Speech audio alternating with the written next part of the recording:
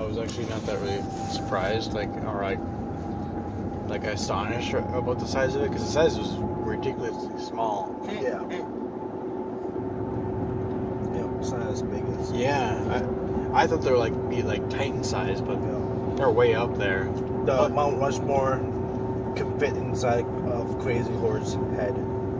That's crazy. That's how big Crazy Horse is. Yeah, Crazy Horse is huge. Yeah.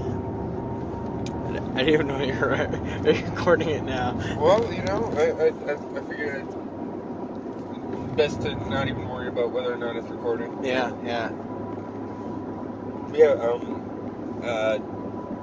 What do you know about sacred geometry? Well, I want to treat this as as I'm just learning it. What do you know about it? What do I know about sacred geometry? Not a whole lot, unfortunately. Okay. I mean, I know a lot, but I don't know how to apply it.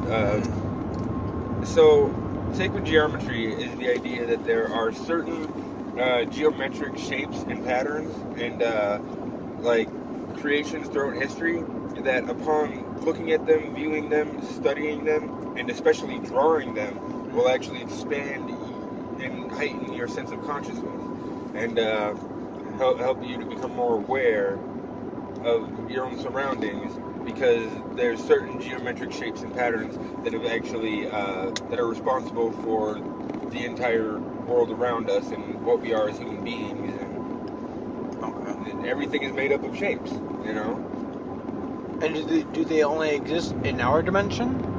Do they transcend our dimension? I think that they do. I think that they're actually multi-dimensional. Okay. I think that a lot of the sacred geometry you can be on a 2D platform, can be in 3D, and can even be in 4D. And I would think that even some of those shapes would even be in 5 dimensions. But I don't really know for certain what that would look like. Mm-hmm. Or I have a hard time imagining 5-dimensional shapes. But so the main one that I think is very important is the flower of life pattern. Are you familiar with that? I am, yeah. Okay. Well, this pattern is found in many ancient cultures throughout the world. Cultures that never had the ability to communicate with one another. So it's how did they have the same thing drawn here that they have drawn here? Mm-hmm. And in perfect detail too. Places of this ancient historical significance of spirituality. Yeah.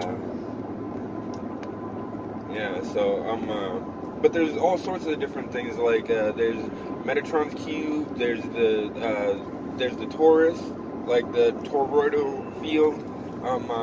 There's there's one where it's a square and a circle, and as it gets bigger, the square encompasses the circle or gets larger. I don't really know how to explain it real well, but a lot of these are mandalas that the closer you look in, the bigger it gets, kind of a thing. And okay. Yeah.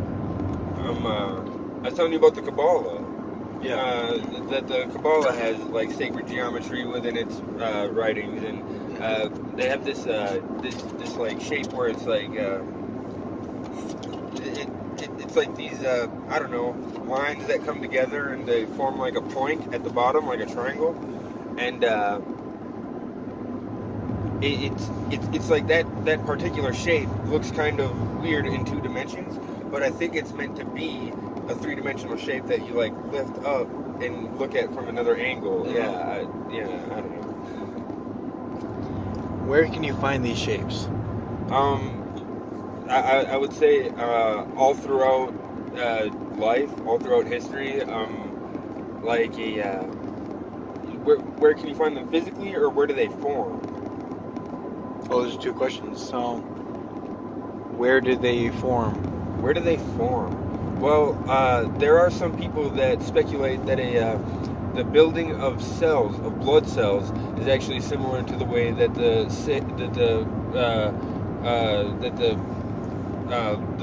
what is it, the flower of life pattern comes to be, is like the same way that cells build and create organs in a human body. Like technically it would be like a how the heart is formed in babies at birth would be like this flower of life pattern. And it starts off with one circle, and then another one like creates a vesica Pisces, then another one creates like the Trinity, and it goes on from there until there's 7 circles altogether, which is also like a representation of the 7 days of creation.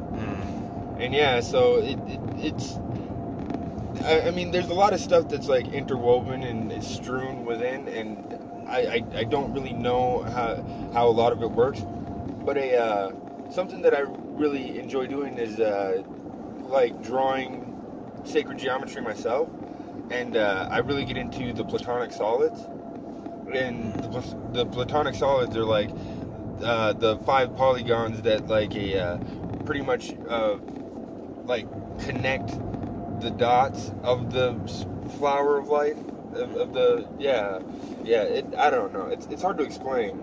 It's much easier to see on paper, you know, or to see someone draw it out. But yeah, the Platonic solids, there's 5 of them, and of these 5 Platonic solids, they're perfect polygons that also have they're represented by the 5 elements, like the tetrahedron is fire, the cube I think is earth, and what is it? There's the icosahedron is air, I think, and what is it? The last 2 are water, and the dodecahedron is what is it? Ether. So yeah, the fact that these shapes hold relevance, you know, in accordance to the elements of the earth, is like could just be speculatory, but I don't know. The reason that they're called the Platonic solids is because they were actually found by Plato, and apparently I had heard some information that like back in Plato's time, in where they would have like these schools of thought where they would teach people that the dodecahedron, which, you know, is responsible for representing ether, was such a sacred object, was such a sacred shape, that they weren't allowed to speak about it outside of the schools of thought. And like it seemed like it was a pretty important deal to know what these shapes were or how to use them. And so I mean, the main idea, or the main philosophy of thought, is that by knowing what these shapes are and how to use them, that you would somehow be able to warp the shapes around your environment, you know, like I don't know, like alchemy. Okay. Yeah. So it sounds like you can use it possibly for the application of altering reality. Yes. Yeah. Yes. Why would you want to do that? Because it'd be cool. I mean, I don't know. It'd be cool to turn earth into water, or, you know, turn air into fire. You know, like it'd be cool to do any of this stuff. And just understanding that, like, that we have to know these shapes around us and can manipulate them, and I don't know. But wouldn't that be upsetting the balance, though? Not necessarily.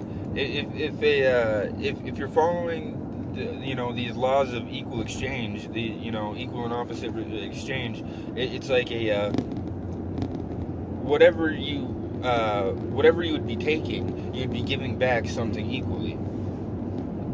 Okay. Yeah, and for me personally, whether or not I ever get to be like a magician that's warping chemicals in my mind, I just really enjoy the way that a lot of these patterns look. And in fact, if you check out my Instagram, it's like it's all sacred geometry on there.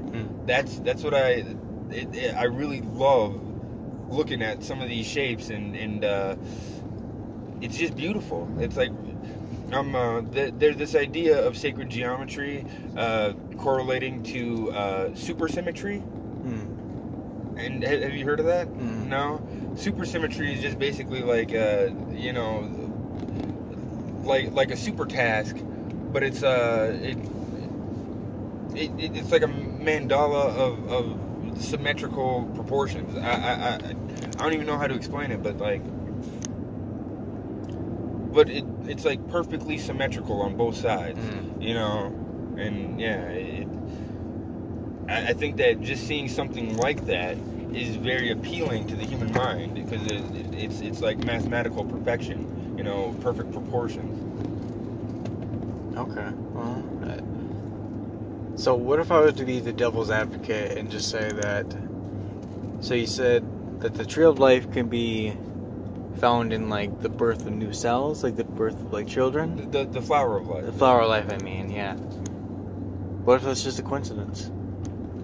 I'm sure that it could be, but you know the way that cells form, yeah? Mm-hmm. It starts out with the one and it like forms and makes another. Yeah. Like,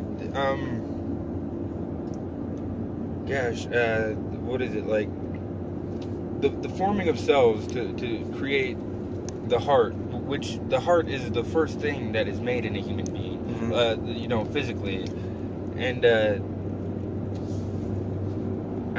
I don't know, man. Like, I guess what I would think is that the way that I want to refute it doesn't really seem to answer the question perfectly, but I would think that the vibrations of your mom's heart and your heart, like, becoming one, like, I think that a lot of sacred geometry is in vibrations, is in the is in the etheric, the world that we can't see,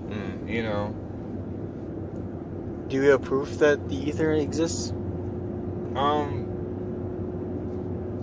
would say music is etheric. Okay. But as far as proof that it exists, kind of. I've seen a video where people use vibrations to levitate objects in the air, and I would think that if we were able to see the vibrations that were taking place, it might look something like sacred geometry. Okay. Well, the reason I bring that up is because after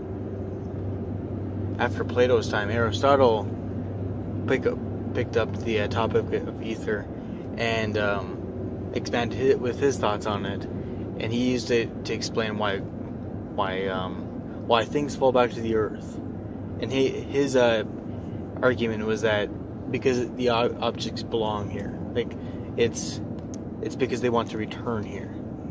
It seems kind of foolish thinking that now, but because we have the the discovery of gravity from Isaac Newton, right? Which could just be another theory. It could be.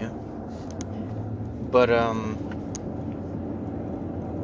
the ether was what allowed things to be carried on through space. But Albert Einstein was the one who disproved the theory of ether with his theory of relativity. Right, but he also mentions that thing about the spooky coincidences and not really knowing what those are. Yeah. I think that it's something that a scientific mind would want to reject because there's not really a way to prove it. But I've definitely heard theories on a lot of different other people. Terrence Howard was talking about how whether or not gravity is a force or if it's an effect, and he is talking about mathematics regarding he was saying that like a Metatron's cube and the Platonic solids are actually not sacred geometry, but instead that the flower of life pattern is sacred geometry, because all of the geometry that makes up our world and that makes up everything that we know and see is all curved lines. And he was saying that we don't have any straight lines unless we as human beings make those straight lines. And yeah, so it was kind of an interesting theory to get into that. But what is it? Last night we were talking about the magnetics and how magnetics of the world can be manipulated. How that might explain what's going on in the Bermuda Triangle, or on the opposite side of the world. You said it was the Devil's Triangle? Yeah. Yeah, like, there might be a way to manipulate the magnetics of the Earth. And I don't know if it's possible to do it now as human beings, or if you'd have to have like a higher state of consciousness or greater power manipulating the magnetics. But what if that's the case? There is that like that's what gravity is. It's just like a more subtle sense of magnetism going on that draws people to this Earth. Yeah, I mean, yeah. And if that's possible to manipulate the magnetics of the Earth, wouldn't that be etheric? Wouldn't that be ether? Yeah. Okay. Well.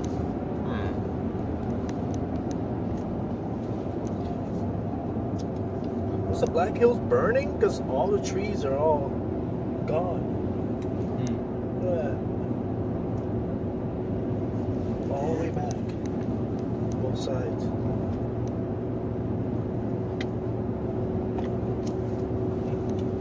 Is there anything else you wanted to add on that topic? Mostly just that I don't fully know anything about it. Just like little bits and pieces that I've heard here and there, and sometimes stuff that I try and link together. But I was showing you the alchemy, the alchemical symbols last night. Right. Like how they have the thing for sulfur, or the thing for they have the triangles that represent the 4 elements as well. Yeah. And it's like the way that they use their the shape that they use for fire seems similar to the tetrahedron, which is the Platonic solid for fire. And I'm not sure if there's a connection there, if I'm just looking too deep. But I was thinking that maybe a lot of these alchemical symbols may like take root from sacred geometry, and maybe alchemy is a somewhat correlated with the sacred geometry. Maybe there's a connection there. But also, some of the symbols that they show in the horoscope that they get from the stars, the astrological signs, those look like they could also possibly be sacred geometry. So yeah, just things that I've drawn from here and drawn from there, and kind of like maybe this is a possibility type of thing. Okay. Yeah. Okay. So I'm going to take another devil's advocate shot, and we'll see what you have to say about it. Okay. So let's say I'm a skeptic on this whole view, and I say that you said that this sacred geometry originated from Plato, correct? Or is that who is that? No, it didn't originate from Plato. He drew the Platonic solids, which would be like he discovered a form of sacred geometry. Okay. Well, it seems like a lot of sacred geometry is influenced by Platonic thought. But Platonic thought is also influenced by Pythagorean thought and also Euclidean thought. Plato is known for being a metaphysicalist. He believed that there was an absolute law. How can we prove that? that there's an absolute law?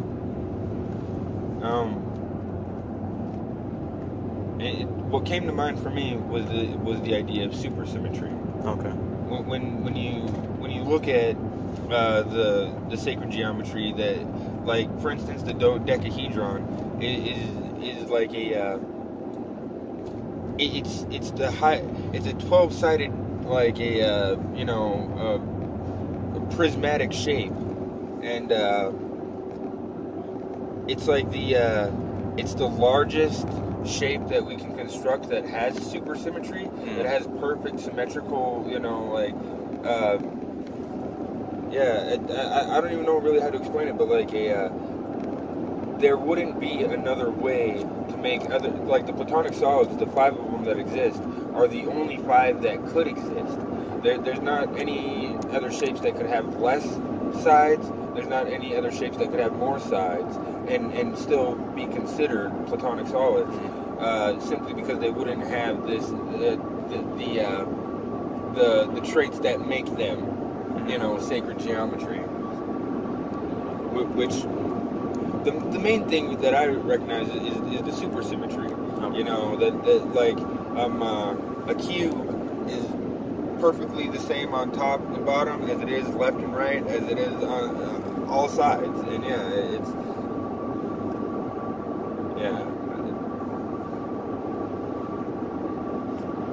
So could sacred geometry be used to prove that there is a metaphysical world, like a world like heaven, hell? I mean, I think so. I wouldn't necessarily say heaven or hell, but I would definitely say higher dimensions. I would definitely say that you could somehow use these to not only prove, but to somehow apply higher dimensions in your own life. Mm-hmm. Yeah.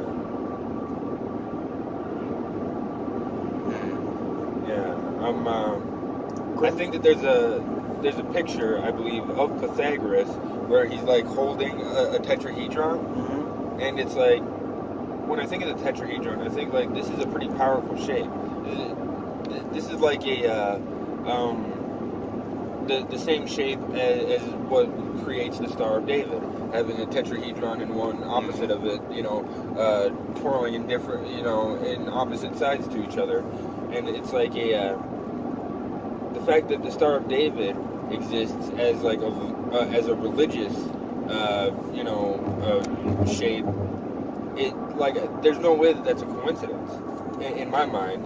It's like this shape is somehow connected to spirituality. And that shape, the Star of David, is essentially the beginning pieces of Metatron's cube. So and Metatron's cube correlates perfectly to the flower of life pattern. And it's like all this stuff is either being connected by people like me who overthink it, or it's there's something legitimate going on here that no one really knows about. Okay.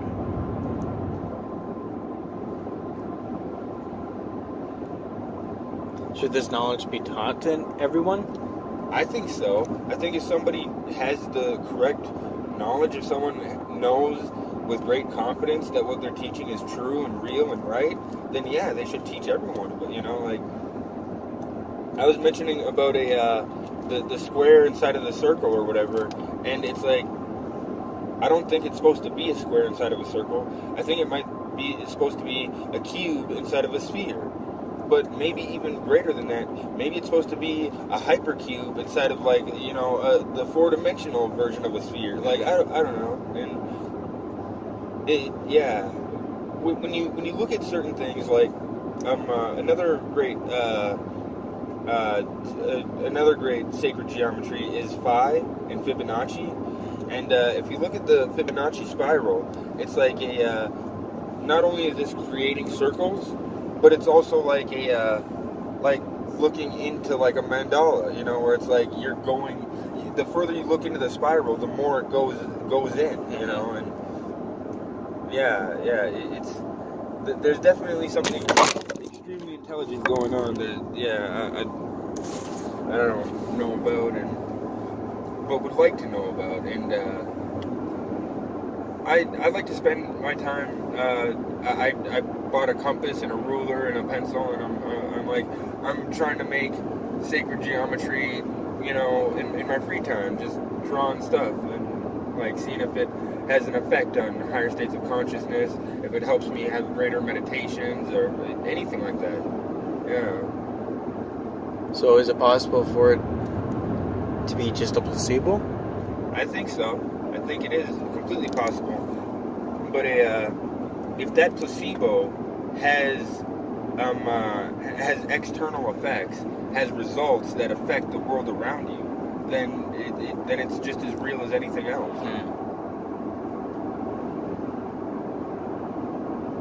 And what do you define as real in that context? I would say if you can affect your environment, if you can affect your surroundings around you with that knowledge, and maybe it is just like having more greater successful meditations, but like if that's the effect that you notice from studying and researching sacred geometry, then it's like it is having an effect. It is real, and even if it's just real for you, and isn't that just called perspective then? well, we were talking about art earlier, and it's like, what is art? Is art mean that someone has to like appreciate it as a piece of artwork, or is it art like a like exempt from someone else's opinion? And if you're looking at sacred geometry and you're seeing it as a beautiful piece of artwork, and someone else looks at it and doesn't think so, then maybe it's just real for you. And in that case, perspective would really be what defines our reality.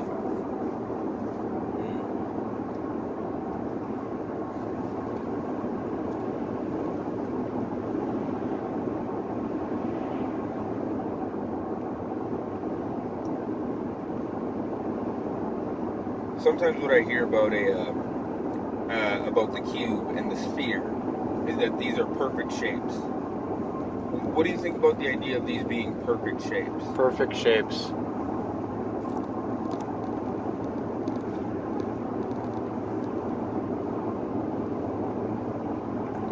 Well, it sounds like when I hear the word perfect, that brings me all the way back to the theory of two worlds, our world and the metaphysical world that Plato always posits in his philosophy. That there is a truth, an absolute truth, absolute morality. Later, Immanuel Kant expands on that idea too, but a perfect shape in that case. Okay, well, let me see if I can expand this. Can the metaphysical world exist in our world? I think it does. You think so? Yeah. Okay. Well, then, by your definition, you're saying that perfect shapes exist in an imperfect world. I'm not sure that. How do you draw that conclusion that this is an imperfect world? Because everything is changing. See, a metaphysical world is a state of being, whereas in the world we are existing in, it's a world of becoming. We're always changing. Whereas a metaphysical state, everything's perfect. It doesn't need to change. Whereas, so if you think the metaphysical world exists in our world, we're essentially living in a world of becoming and being. Yeah. And so that's what makes me draw that distinction, yeah. I think that this world and the metaphysical world are one and the same. I think that they're intertwined and inseparable. Okay. And I think that would actually help to create the perfection of this world. Is that it's always changing. Mm. Yeah. I'm not sure if that makes sense for the idea of what most people perceive as perfect, but it would be kind of like saying a human being who is making mistakes and committing sins and having flaws is actually a perfect human being because they're changing and striving to change those things. the idea that a human being might actually reach perfection, the idea that they would be without mistakes is impossible. Okay. Well, but to always be in that state of changing would be perfection. So if a human being were to be perfect, wouldn't that aspect be recognized universally by everyone? Not necessarily. Okay. So why are they perfect then? It would be like a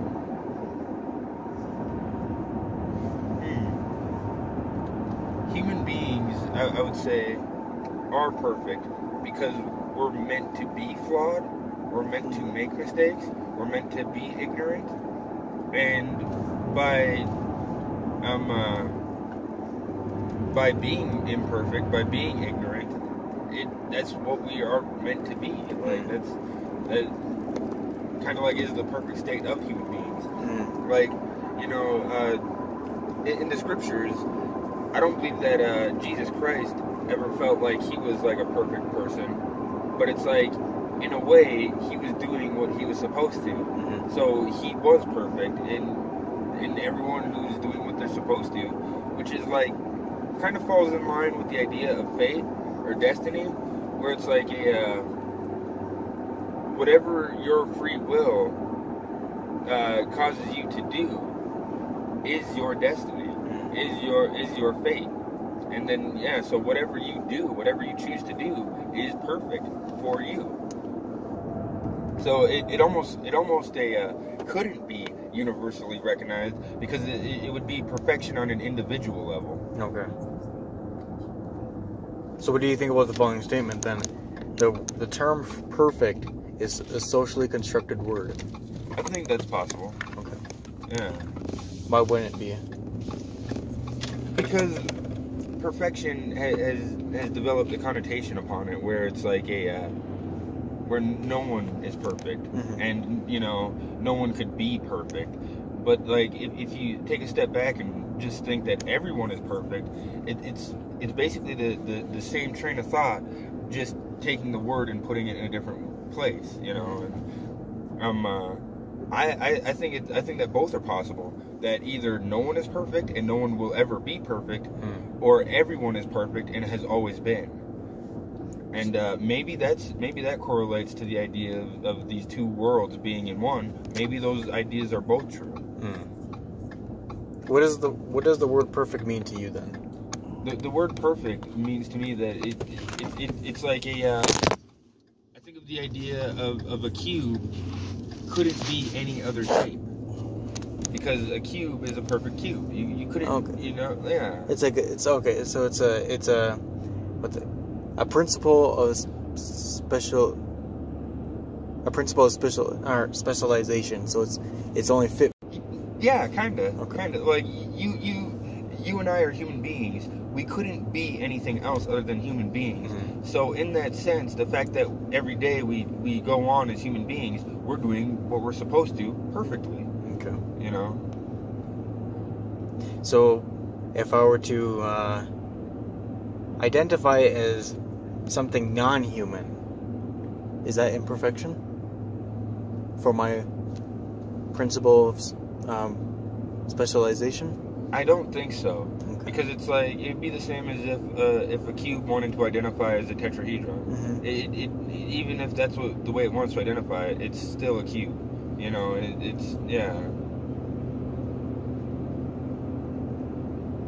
So would you still consider that perfect then? Absolutely. Why is that? Because that's that individual, like I was saying, perfection based on an individual level. That would be that cube's fate. That cube is fated to think that it's a triangle. But I don't know. It's the idea of perfect shapes being able to transform or morph into other shapes. I get tripped up on the idea of like, would those still be perfect shapes? If a cube were to transform into a sphere, would that still be perfection? And it's like I don't really know. So I kind of want to like change the subject a little bit. So you keep using the words free will and fated in the same context. But what do you define as free will and what do you define as fate? Fate, I think, is like destiny. This is what, your life was meant to be for. This is your purpose or whatever. Okay. And I think that our free will decides that. Okay. So it's kind of like opening a door and having that door have an infinite number of possibilities. Yeah, absolutely. I remember there were times in my life when I was out in California and I felt spiritually inspired to go do something, and just to see what type of consequences would take place, I would purposefully not do or do the opposite of whatever I felt inspired to, and just to see what would take place.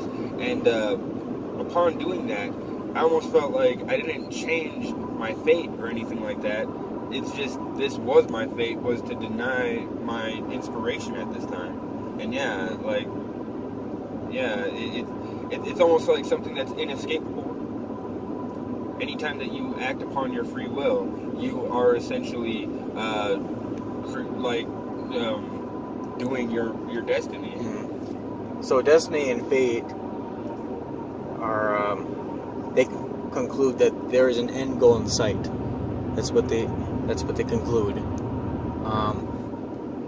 You were born on this planet. There's a reason for that. Yes, yeah. So it concludes with an end goal. Free will, it is acts as though its premise is the agent acts as though they don't have an end goal. That's the definition of free will. But fate is an end goal, and free will is not a free goal. Is not an end goal. I think that for very few of us, our fate or destiny is intentional. Okay. I think it's very seldom that we actually know what our purpose is, mm-hmm. and I think that for most of us, we're fulfilling our purpose without even realizing we're doing it. Mm-hmm. There it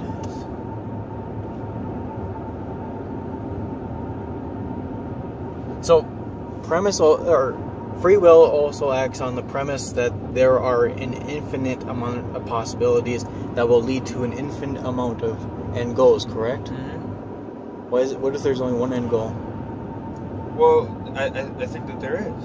I think that there, and there's like infinite possibilities, but there's only going to be one thing that happens. And you can decide what that thing is, but whatever you decide to make that thing be, would be technically your fate. So, what if everyone on the earth actually has, instead of them having their own end goal, what if they actually only have one end goal that they all share commonly? Ooh. Well, I don't think that it would be productive for us as human beings to know what that end goal is. I don't think that we should ever know what our fate is. Because of our free will, we would have the ability to abstain from it. Okay. Yeah. So do we have free will if we actually have just one end goal? Yes. Yeah. Hi, welcome to Busy Horse. In The $30. yeah. This idea might get a little metaphysical or a little What time is it now? pseudoscience, kind of weird. 4:30. It would be like Best to come over. What time you guys open tomorrow? the 8 person o'clock? that Okay. Let's created come by us, tomorrow. or the person that gave life to us, would have known what our end goal was and what our free will would have decided, and would set up in place to make sure that our free will created that fate. Like when I felt spiritual inspiration and went against it, it's like whatever created my life or whatever gave me life would have known that I was going to deny that inspiration at that time. They're closing out. What time? 8.5 hour. Oh, dang. Yeah. So that's all right. So do we got to come back? Maybe on the way out we can. Okay. It doesn't matter. Yeah, the Crazy Horse Memorial. I've never been there. Yeah. I'm just seeing it now in the pamphlet, and I'm like, yeah. Look behind you. Yeah. Oh, yeah, wow. Yeah, It's huge. It is huge. And that could fit all of Mount Rushmore inside of it? inside his head. That's crazy. Yeah. Alright. We'll go to an AM. I want to get up on those hills, like my back here, but and the actual hills. Better not. Yeah, something that I consider to be sacred geometry that I don't know if the rest of the world does, but do you know about the Mandelbrot set? Yes, I do. Yeah. Okay, I like watching a lot of those Mandelbrot sets because these are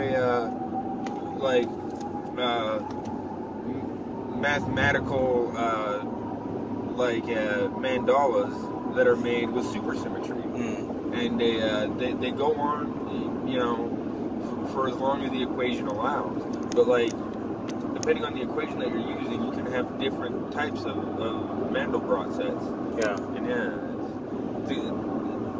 whether or not my consciousness is being expanded upon watching a Mandelbrot set, I know that I really enjoy watching it, and it's got an aesthetic that's really pleasing to me. So I want to return to the whole free will topic. I don't want to let that go. Okay, so why is it not the case that if we have free will, then we have one end goal in sight? Why wouldn't that be the case? Because I don't think that human beings are real good at controlling their free will. Okay. And if we knew what our end goal was and we all had the same end goal, it'd be real hard to focus on that goal and to achieve it. Well, what if it's done unconsciously? Then I think that's what we're doing right now. Yeah. You ever hear of the will to power? The what? The will to power? The will to power. No, I don't think I'm familiar with that. Okay, well, it's a Friedrich Nietzsche idea, but I'm actually going to move on to a Neo-Freudian idea posited by Ernest Becker. He said that we have an instinct to never really die. It's called the Immortality Project. And what it postulates is that the only reason why we get out of bed to do anything is so that way we can survive, or so that way our legacy can survive. We will die biologically. It's inevitable. But our story may not. Our legacy may not. That's why people have kids. That's why people, do such great achievements like Isaac Newton and Albert Einstein. Just the greatest minds of the fields. So Ernest Becker says that we have this immortality instinct in us, and that's our end goal. What would you say about that? I would say that I think it's completely possible that these people that you mentioned, like Isaac Newton and Albert Einstein, that maybe it's possible that the reason that they made such historical discoveries was possibly to benefit the people around them, so that when they pass on, that the lives of the people that live on might be better, and it might be done out of selflessness. Yeah. I think that that's completely 100% a possibility, and I would like to believe that that's a goal for myself, would be to leave the world a little bit better off than when I got here. And anything that I could do to do that, whether or not it gained for me historical fame and kept my legacy alive, really isn't like the end goal for me. But yeah, no, I think that there are a lot of people that definitely want to be immortal, want to live forever, and with the idea of a metaphysical world, the idea of an etheric world, I think that is possible that our consciousness does live on past our biological body, and that maybe our consciousness lives on in the ether as a spirit. You know? Yeah. Okay. Yeah.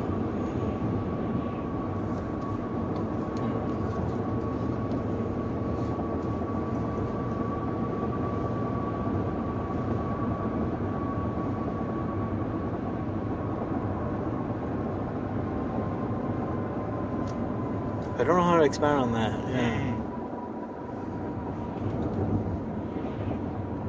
Yeah. Do you feel like that's your end goal, is to have this immortality complex, this immortality project? I see, like, that idea can be easily dissolved. It's not real. It's fake. It's or it's not fake. It's a theory. It's a theory that's already been disproven. It's not disproven like through like research methods or anything like that. It's just philosophical thought that's able to just melt it down. Because its premise is it's saying that it's our desires that determine our end goals. It's our unconscious thoughts that determine our end goals. But a lot of our actions are actually done out of altruism, the care for others. Yeah. Because the Immortality Project, its premise is that we are greedy, and that's why we do these things. But it has to battle with the thought of altruism. And altruism says that is the act of kindness we do for others selflessly. Yeah. With sacrifice. Yeah, it's a sacrifice, yeah. Sacrifice for the benefit of others, if you will. That's one way you can dissolve the Immortality Project. But the will to power that I was talking about earlier, that's that one's not greedy. That one's it's an idea that's beyond good and evil. It's human nature. So the idea is that we're all governed by this thing that transcends the human race. It's actually observable in all species of life. It's called the dominance hierarchy. How does one survive? How does one pass on its legacy? And so the will to power is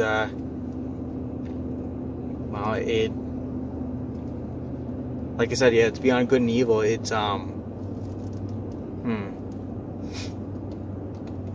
it's a power instinct. Yeah, it's I can't really expand on it because I don't know much about it myself, but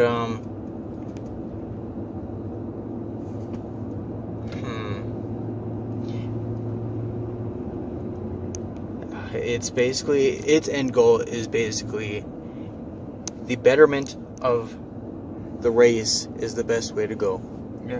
Yeah, and I can see that.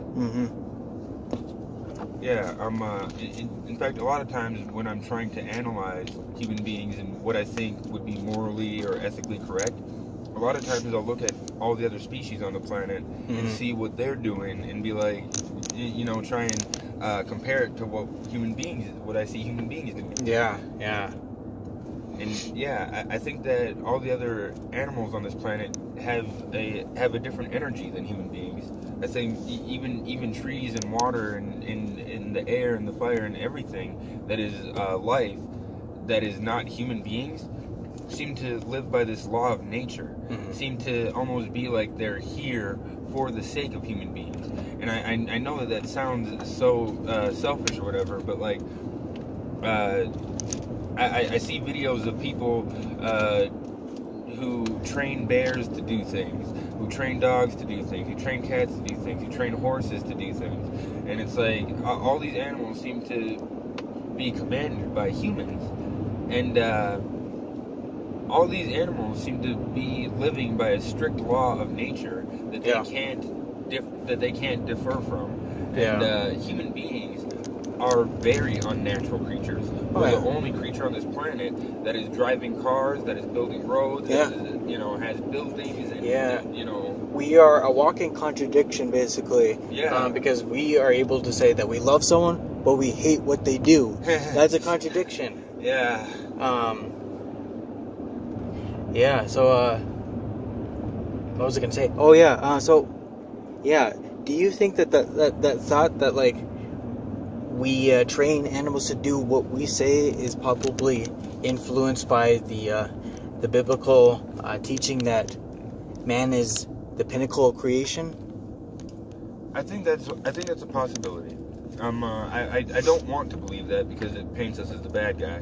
But like another thing that I include into that thought process is I grew up with my family being native, you know, the Ojibwe, and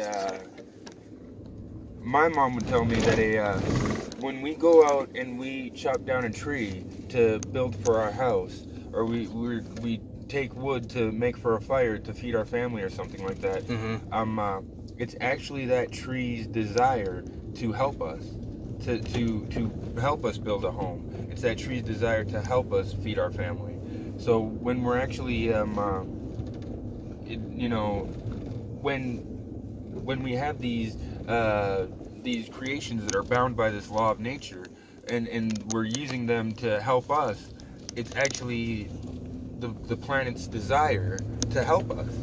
Okay. Yeah. Yeah. All right. Yeah. Well, the biblical teaching doesn't necessarily paint us as the bad guys. It's merely just the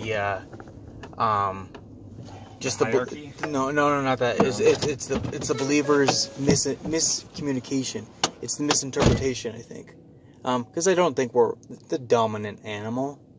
I think I tend to believe that, you know, what the Native Americans used to believe. We're the youngest of the animals. I like that. We learned from them. Yeah. Okay, I have to go buy some. I do too. Well, it's recording right now. Okay. To continue off of what I just said, that Native Americans used to teach that we were the youngest species that came to this earth, and that the other animals were actually just teachers. Well, there's a couple problems with the biblical teachings. It's that, so because the Holy Bible is given a temporal frame, like that, you know, that the story of Genesis happened so long ago, like in actual time, that creates a problem because it allows its believers to actually think that it actually happened, like, you know. Whereas I believe that the story of Genesis was actually a mythological interpretation, I think. I'll expand more on what I mean by that, but whereas Native Americans, for their sacred locations, they didn't put a time on there. They didn't say it happened 5,000 years ago. They never said that, because years is actually a Western conception of time. Whereas Native Americans is, for their sacred locations and their stories, it was more focused on what happened rather than when did it happen. Because like for like stories in the Bible, because it's given a when did it happen, now it's argued where did it happen now. Because why are there so many people arguing about, well, one, which religion is true, two, where did the Garden of Eden occur? That seems to be the two biggest problems that occur. But yeah, what do you think about that? I think that I think it's extremely probable that a lot of those stories over time have been translated weird, or, you know, warped or changed for whatever reason. I think about the idea that, like, the people who wrote down the Bible, whether or not they were truly inspired by, you know, divine revelation to write down what they were doing, the many times that it's been translated from that original text to what it is now wasn't done through divine revelation every time. And in fact, there were times where the translators were people in power who wanted to use this book to try and control the masses. So I think that a lot of those things that were written down in those books have been changed or altered through time to where whether or not it's historically accurate might not be like the stories might have been true at some point, but it's like the way that we perceive history now is completely like, I know that this is going to sound kind of a weird way to put it, but I can't tell you whether or not Noah's Ark really happened, but I can also not tell you whether or not the Holocaust actually happened. Yeah. All of this stuff took place before I was alive, and all it is just hearsay evidence of what people have told me is historically accurate. And it's like, whether or not I choose to believe that is really up to me.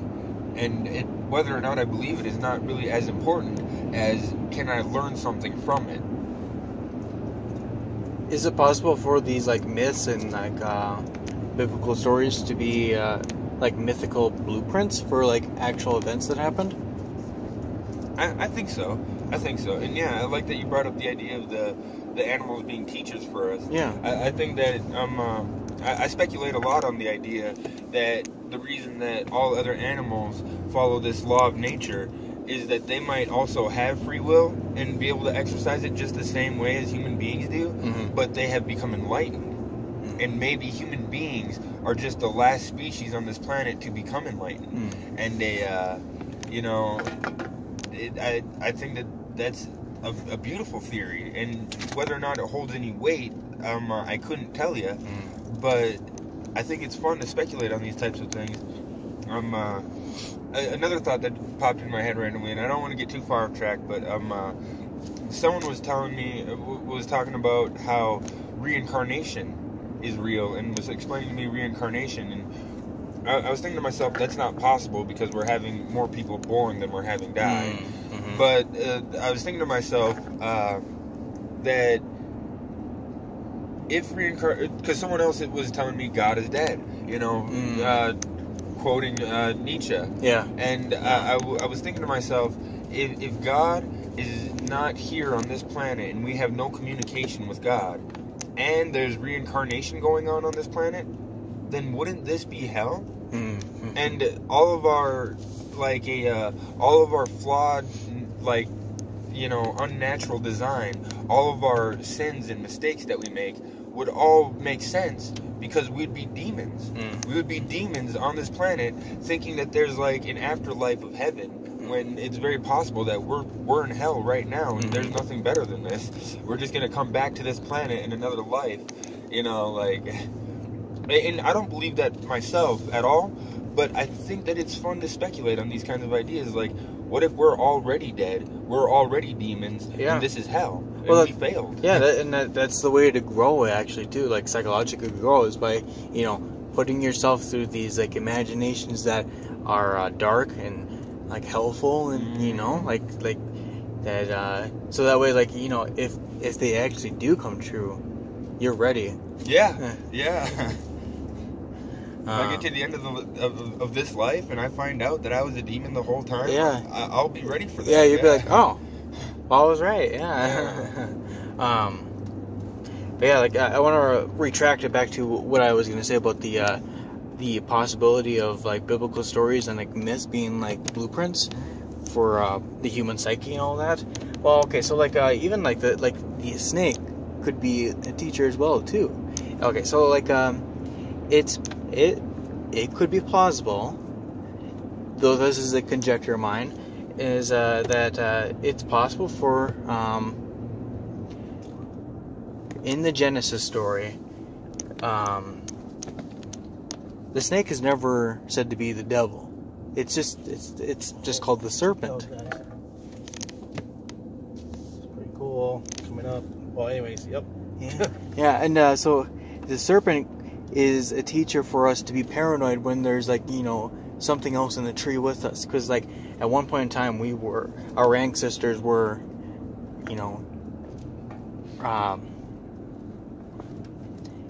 were like apes and like monkeys in the trees.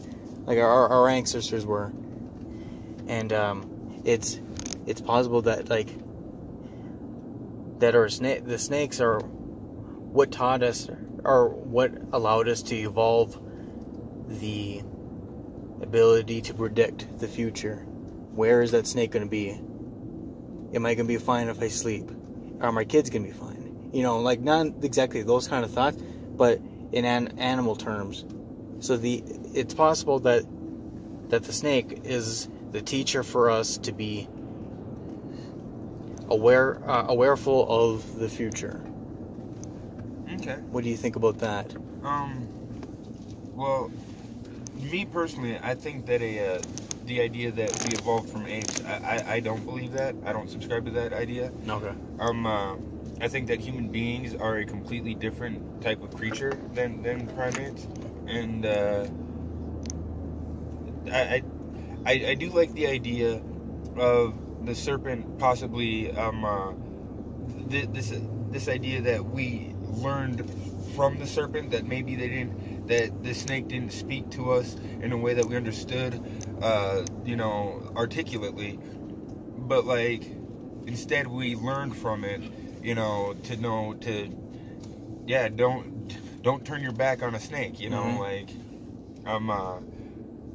but at the same time, I also really like the idea of a possibly that maybe at one point we did speak to the animals, and maybe at one point we could, have conversation with the snakes and with the animals around us, and I like the idea also of the serpent being Lucifer, because what you were saying last night about Lucifer being known as the bringer of truth. Yeah.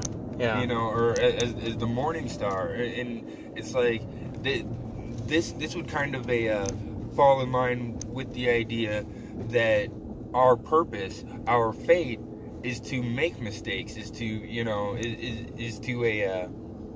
be led astray, so to speak, and to try and find our way back. Yeah. So, what is it that makes you not believe that we came from lesser animals like apes? We're just not the same.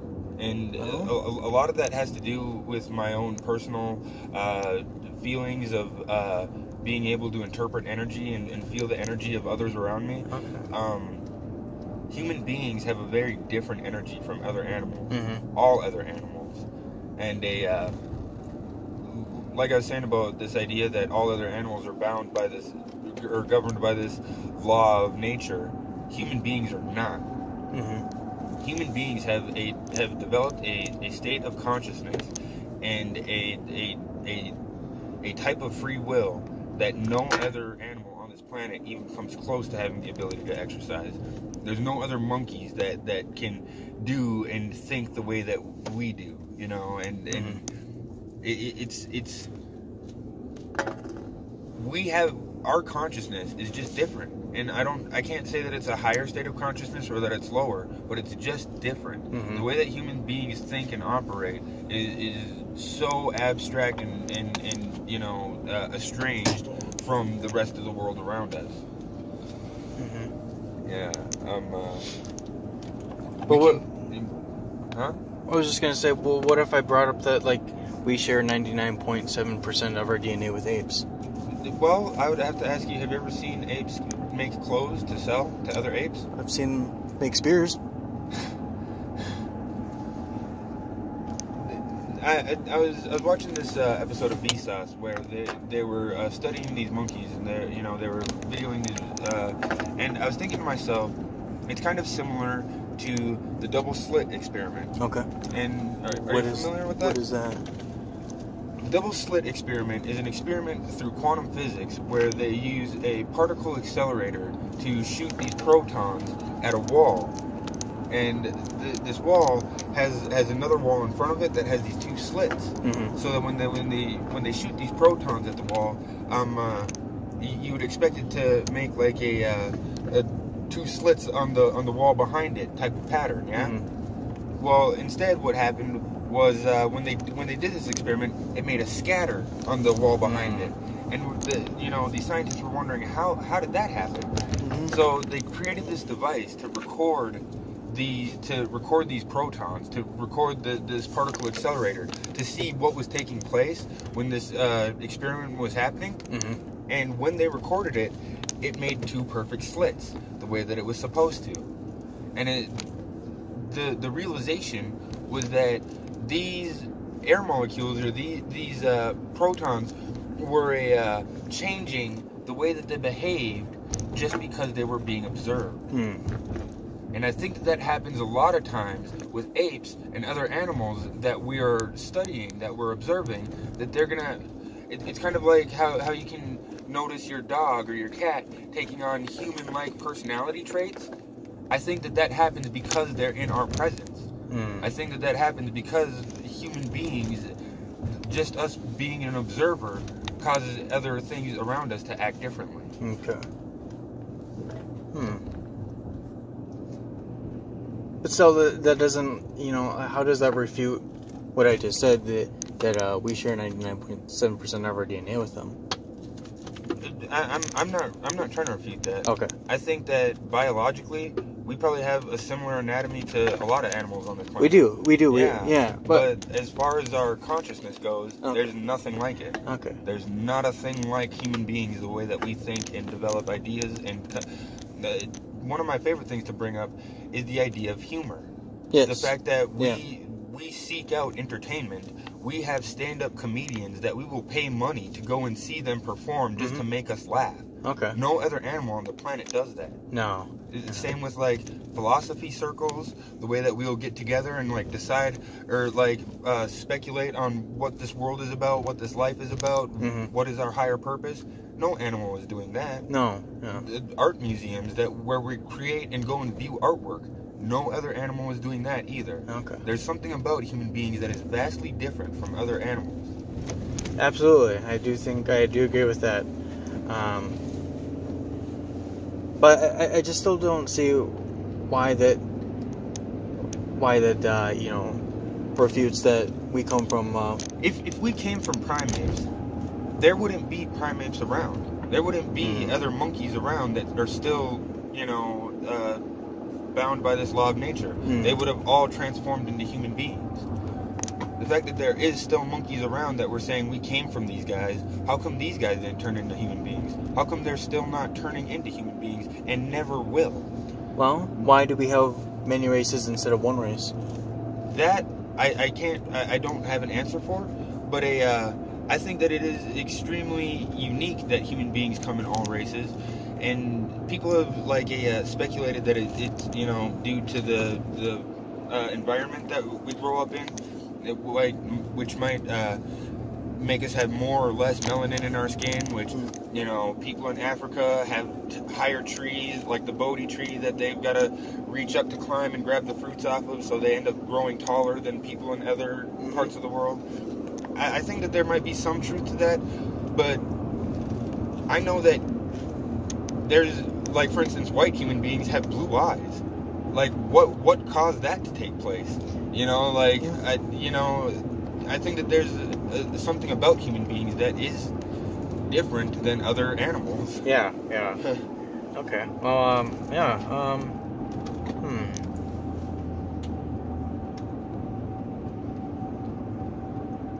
Human beings are also one of the only animals on this planet that will reside anywhere.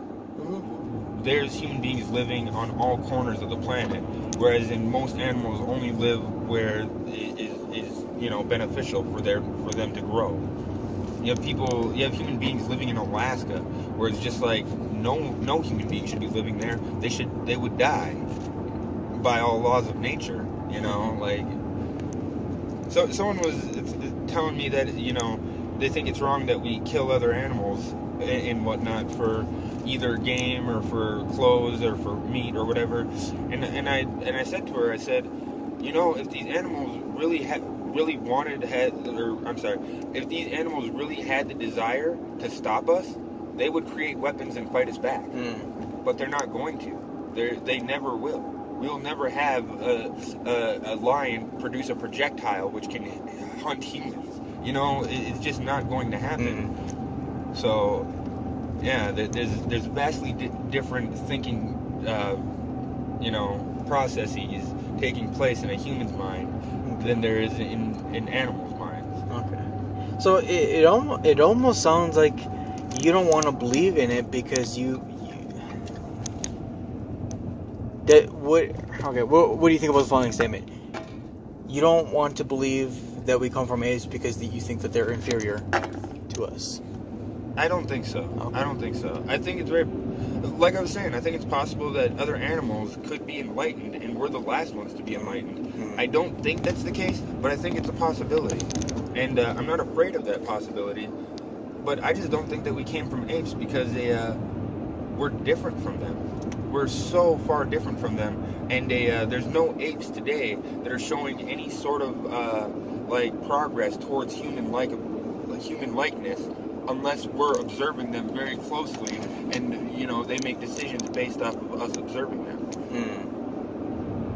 Yeah, and it's.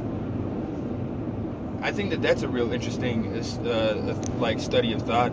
Is how can we observe an animal without influencing it ourselves? That's impossible. So I don't think that we came from primates just because of how vastly different we are from them. I think that human beings have always been human beings, and maybe we've had less intelligence. Maybe we've and I think that a lot of intelligence might be passed on through DNA. So I think that we are, as a species, having greater knowledge as more of us are, being produced. But it doesn't seem like that's the case with other animals. It seems like the lions of today are just the same as the lions of thousands of years ago. Well, what do you think about Neanderthals and Homo erectus? I group it in with the same study of thought as the story of Genesis as well as the Holocaust. I wasn't there when it took place. I can't say whether or not it's true. It's just hearsay evidence from people that have told me this is historically accurate. Okay. And I've heard people tell me things about history that's been wrong. So it's. I don't put too much water in that bucket. Okay. Yeah. Okay. Yeah, they could be just other types of myths. They could be other types of, creation fairy tales and stories of this is what I think took place, Well, okay, what do you think about the Garden of Eden then, in that case? Genesis. The Garden of Eden, the Garden of Eden might not have even been a real place. It might have actually just been a state of mind. Yeah. Okay. And the idea that we could possibly speak to other animals, and that by disobeying, this idea of God, that our ability to speak with other animals became confounded. I think that there's some possible truth to that. But it's like I was telling you about the story of the Tower of Babel. Do I think that there were actually people who were building a tower to reach the heavens? I don't think so.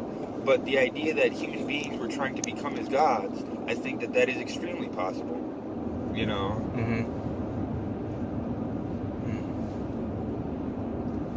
Yeah, so it's... Do you believe in the Genesis story? Do I believe in the Genesis story? I believe that when it was written, that it was written with the best of intentions. But do I think that it actually happened or took place the way that it's written down? You have to really suspend a lot of disbelief for that story to have actually taken place. Something that really irks me about that story is this idea that God comes down and talks with Adam and Eve, and it's like, if this is God the way that I imagine it, he didn't need to come down and talk to them. He could have stopped them before they even partook of the fruit. Mm-hmm. You know, if he's truly omniscient and like a all-powerful, like he knows everything that we're doing and sees us at all times, there's no way that he would have to like show up to us for us to be scared of him seeing us. Yeah, like a lot of the things in the story don't make a lot of sense to me because I wasn't there. I couldn't relate to that type of a. These guys were talking to a snake who led them to eat a fruit, and it's like people always try and say that the fruit was an apple, Mm-hmm. and it's like it never says that in the scriptures. So it's like, Yeah. What was that fruit? Was it an actual fruit, or was it another type of like the philosophical thought? You know? Yeah. Okay. They partook of the fruits of evil. You know, maybe that's what it is. It's not an actual fruit that they ate, but yeah.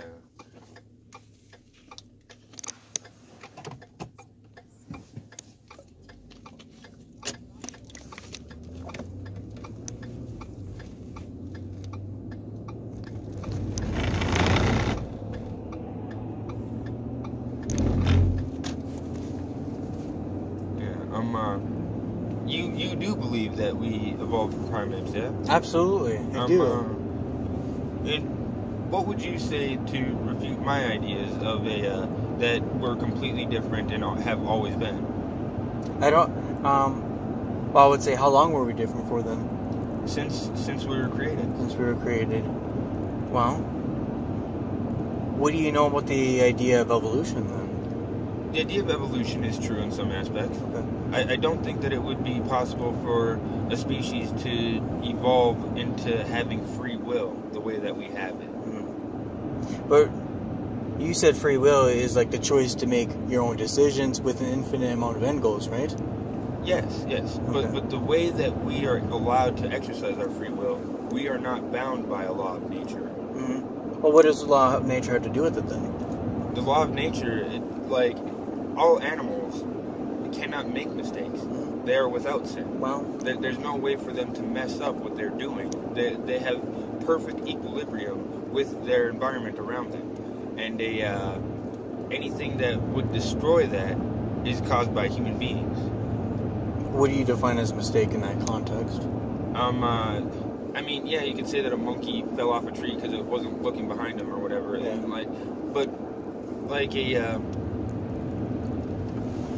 they don't have the opportunity to do anything wrong. Okay. What if it's killing their own young? Any animal? If they're doing it to try and protect themselves from whatever is around them, from their environment, they were programmed with that law of nature to do that. Is ignorance programmed by nature? That's an interesting question. I think it's possible, but I don't know for certain on that one. Yeah. What if it's just a condition to being alive? Well, let me put it like this. I was just watching a video on snakes earlier with Amrin, and there was this snake called the king snake, and he's called the snake eater, and he eats other snakes. He eats smaller snakes and whatnot. And I was thinking, maybe that happens throughout all of species, that they have the potential to kill their own kind. Mm-hmm. But when I think of somebody like Jeffrey Dahmer, who would rape his victims, murder them, have sex with their dead bodies, and then eat them, that doesn't seem like that happens in any other species except for human beings. Mm-hmm. When I think of somebody like Adolf Hitler, who supposedly, spearheaded the Holocaust, he was out to kill an entire race of people. Mm-hmm. This doesn't seem to happen in any other species. There's just things like that where it's like, when I talk about animals having this law of nature and having perfect equilibrium with their environment, the only time that animals become extinct is through human beings destroying them. Yeah. I mean, I don't know. When you start getting far enough back into human society and human culture, human beings are the only people who have kept records. Mm-hmm. No other animal is keeping records of what's going on in their environment. It's almost as if they don't even care. But human beings far back enough, the records start becoming vague or misplaced or doctored. And I think once we start going back too far, none of us really know what took place. None of us know how the pyramids got here. None of us know what the Anunnaki is, or what the Nephilim or the Seraphim is, or what angels or demons are. But it's like all of these things seem to be recorded by human beings of ancient times, of olden times. Mm-hmm. Does that mean that these things really existed, or does that mean that these were just like fairy tales of a more ignorant human race?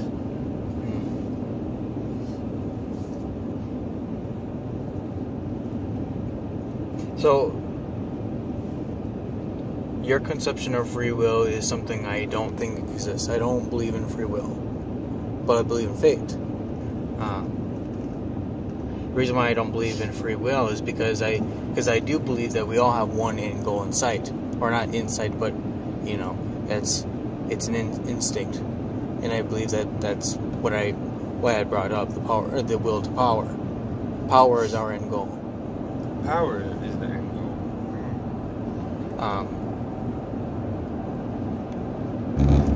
And I believe free will is something that was given to us through evolution. I mean, if the apes that were sharing the trees with the snakes, or sharing the ground with jaguars, all land predators, or sharing the sky with birds, or like eagles and all that, in order for those primates to survive, they had to know where their enemy was. That's where prediction comes in. That's where consciousness comes in. The ability to predict what has not occurred yet. But with that gift came the curse that. Okay, with the gift of consciousness, not only came the ability to predict the future, but also to recognize ourselves. When we have those two gifts, it creates a cursed child, essentially, which is we will recognize that one day we will die.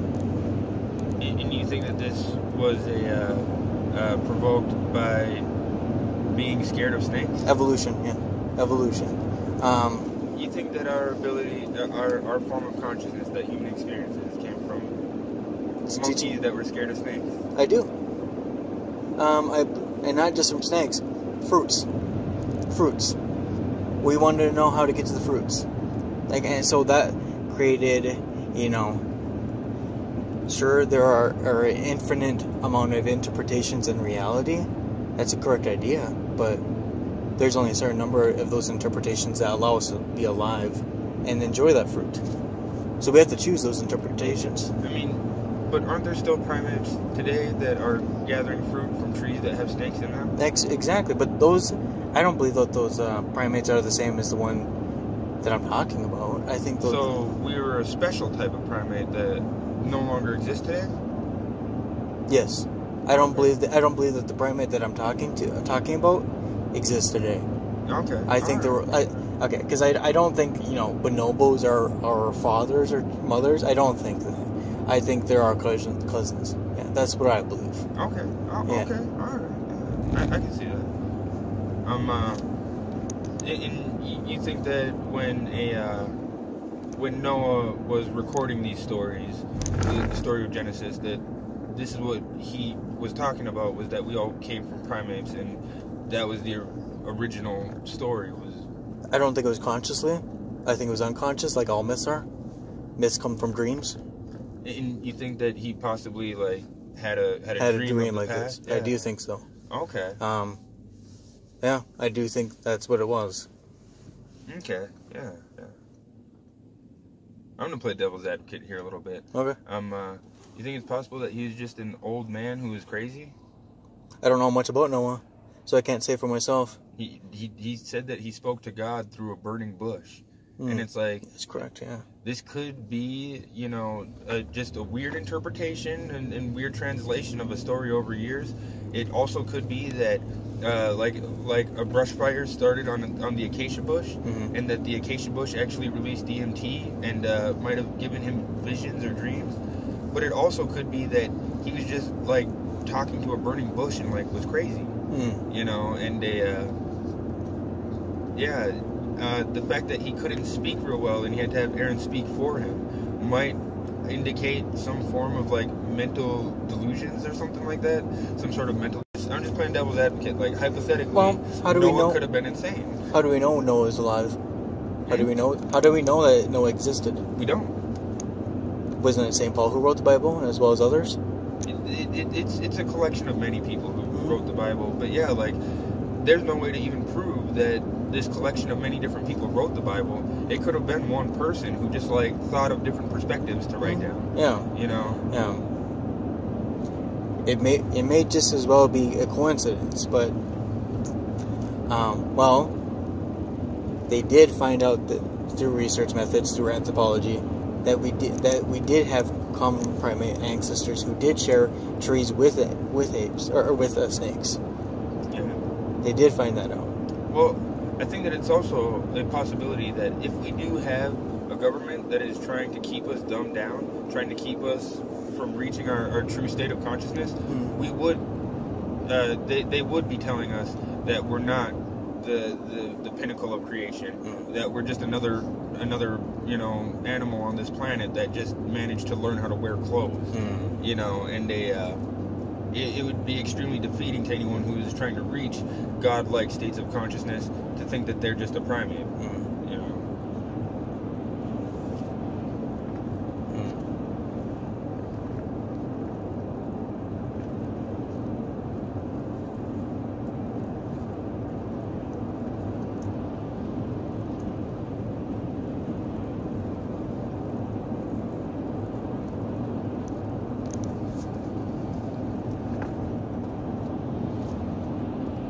Yeah, so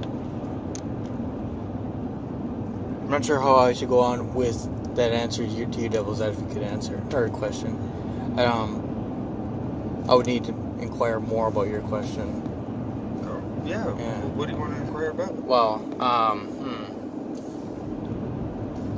it's more so just to expand it, actually.